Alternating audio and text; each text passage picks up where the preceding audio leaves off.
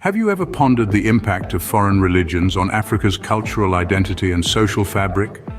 Africa, a continent pulsating with vibrant cultures and deep-rooted spiritual practices, has always been a land of intriguing enigmas. Before the arrival of foreign religions, Africa was a mosaic of diverse belief systems, each uniquely intertwined with the rhythms of nature and the wisdom of ancestors. Imagine, if you will, a time when the sacred and the earthly were one, when the whispering winds and the murmuring rivers were seen as the voices of the ancestors guiding and protecting their descendants. This was a time when spirituality was not confined to the four walls of a temple, mosque, or church, but was woven into the very fabric of everyday life.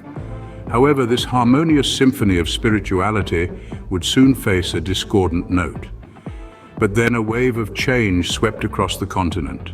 The winds of change brought foreign religions to Africa's shores, forever altering its spiritual landscape. The story begins in the 1st century AD, when Christianity set its roots in North Africa. A faith born in the Middle East was now spreading to the corners of the African continent. The next significant wave of spiritual transformation came around the 7th century with the arrival of Islam.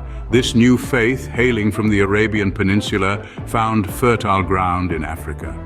Trade routes played a pivotal role in the dissemination of these religions.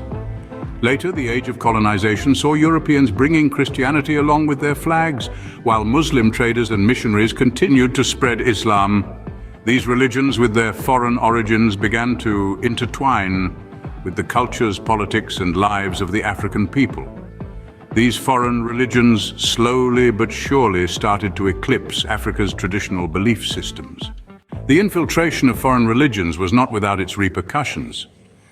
The introduction of Christianity and Islam to Africa, making up nearly 94% of the continent's religious beliefs, has had profound effects.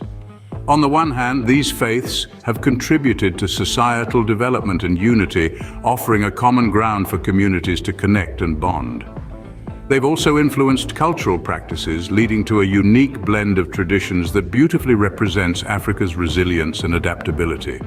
However, the flip side of the coin reveals a less rosy picture.